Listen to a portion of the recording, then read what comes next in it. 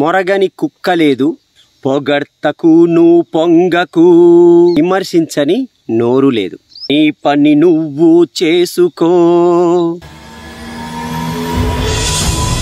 నమస్తే ఫ్రెండ్స్. మొరగని కుక్క లేదు, విమర్శించని నోరు లేదు. మొరగని కుక్క లేదు, విమర్శించని నోరు లేదు. నువ్వు ఎలా బతికినా అందరికీ నచ్చినట్టు బ్రతకడానికి ప్రయత్నించకు. ఎందుకు అంటే ఒక వ్యక్తి యొక్క క్యారెక్టర్ అతనికి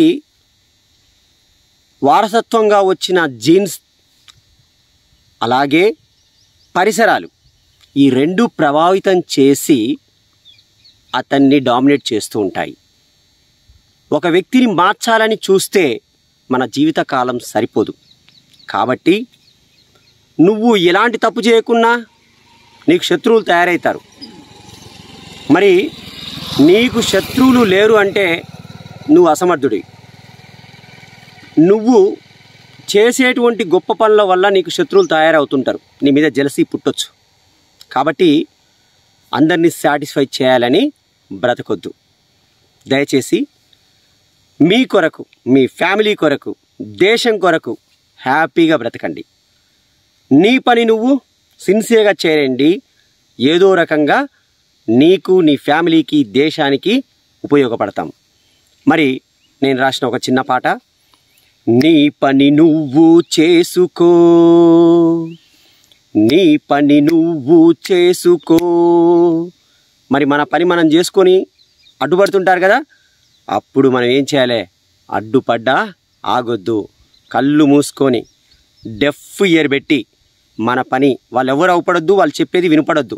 బ్లైండ్గా అది కరెక్ట్ అయితే దూసుకుపోవాలి. నీ పని నువ్వు చేసుకో, నువ్వు అనుకున్నది సాధించుకో.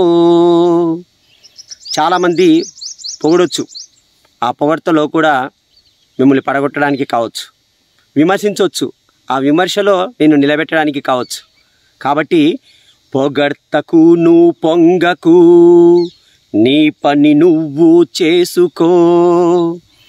విమర్శకు నువ్వు కుంగకు, నీ పని నువ్వు చేసుకో.